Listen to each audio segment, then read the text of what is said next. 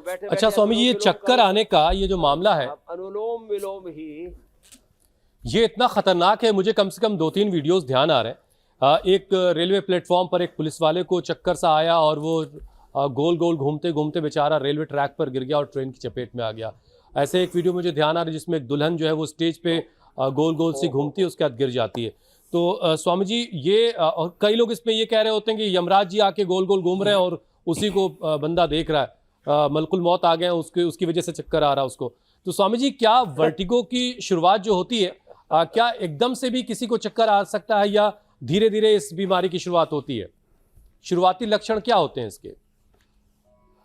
कान के अंदर हमारा एक फ्लूइड होता है, वो कम होने से, ब्रेन का फ्लूइड कम होने से, और सर्वाइकल स्पॉन्डिलाइटिस पेन होने से, स्ट्रेस बहुत ज़्यादा बढ़ने से, प्रोलैक्टिन कार्टिसोल एसिटी आदि ज़्यादा बढ़ गए, और बीटा एंडोर्फिन, इनकेफ्लिन, सेरोटोनिन, मेलाटोनिन, अच्छे हार्मोन्स, यह है कि हार्मोन्स कम हो, गैस बनने से, एसिडिटी बनने से, नींद पूरी ना आने से, तो लंबे समय प्रॉब्लम नहीं रहनी चाहिए।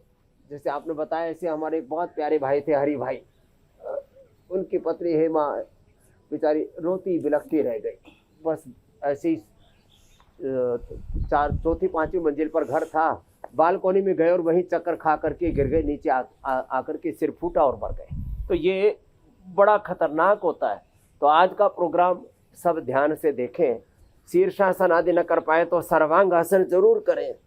ऐसे सर्वाइकल स्पॉन्डिलाइटिस पेन ज्यादा हो तो फिर मत करना। अच्छा स्वामी जी, क्या ये चक्कर इतनी तेजी से आता है कि आदमी संभल नहीं पाता? बरकटासन, उष्ट्रासन ही करने, या फिर एक चीज और बता दीजिए कि अगर ऐसा किसी को हो रहा हो तो सबसे पहले उसे क्या करना चाहिए? क्या उसे तुरंत बैठ जाना चाहिए, किसी चीज को पकड़ लेना चाहिए, क्या सबसे पहले उसको जहां वहीं बैठ जाना चाहिए, बैठ जाना चाहिए। नहीं तो गिरने से हार्ड सरफेस पर गिरेगा, ऊपर से 2-3-5 मंजिल की बात छोड़ो, हार्ड सरफेस पर गिरने से ही कई बार आदमी की मौत हो जाती है। सिर अंदर से फट जाता है और ब्लड लीकेज हो जाता है। तो ये जैसे ही अचानक चक्कर आए, वर्टिगो आए, तो ये जो वर्टिगो है और जो एपिलेप्सी है, उसके लिए तो जब भी दौरा पड़े तुरंत बैठ जाना चाहिए। सबसे पहला प्रिकॉशन तो ये लेना चाहिए। और उसके बाद यदि थोड़ा किसी को आता है तो थोड़ा एक्यूप्रेशर कर लेना चाहिए। तो कई दिनों के बाद ये टापू सा है, यहाँ चारों तरफ देखो कितना सुंदर परिवेश है योगग्राम का, निरामयम का। आपका तो इंतजार ही करता करता रहेगा बेचारा योगग्राम निरामयम पुकार रहा है, कब आएंगे मेरे राम, मेरे हुसैन भाई। मीनाक्षी बहन तो आ गई है आप भी आ जाओ।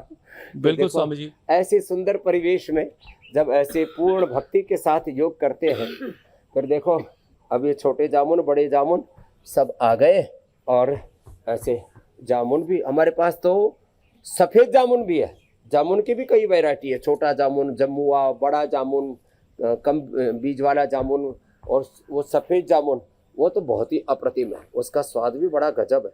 तो मनुष्य ने अलग अलग पेड़ पौधों की, जीवों की नस्लें सुधार दी, आदमी की नस्ल सुधारने का काम हम कर रहे हैं।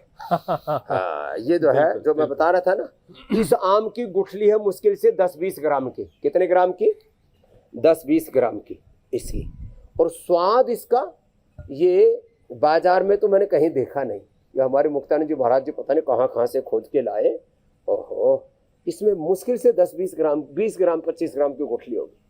तो ये एक एक आम कई सौ रुपए का बिकता है लेकिन खैर कीमत की बात नहीं, प्रकृति ने जो कुछ दिया है ना हमें, उसके लिए शुक्रिया। अनुलोम विलोम तो पूरा करना है। ब्राह्मण गीत हरिओम प्रकाश ने, ओहो, नेपाल से आए हुए, ब्रेन ट्यूमर ठीक कर लिया साहब, जोरदार ताली बजाओ इसके लिए, बड़ा खुश हो रहा है। सभी रामरोज है, रामरोज है, रामरो होश।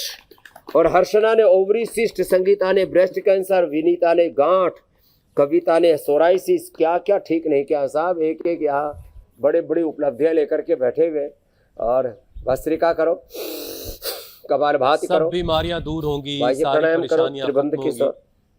बस शर्त एक यही है कि आपको तय करना होगा कि आपको बीमारी से दूर होना है और बीमारी को ख़त्म करना है। जिस दिन आप ये तय कर लेंगे, आप उससे खुद ब खुद निकल आएंगे। योग उसके लिए बेहतरीन रास्ता है।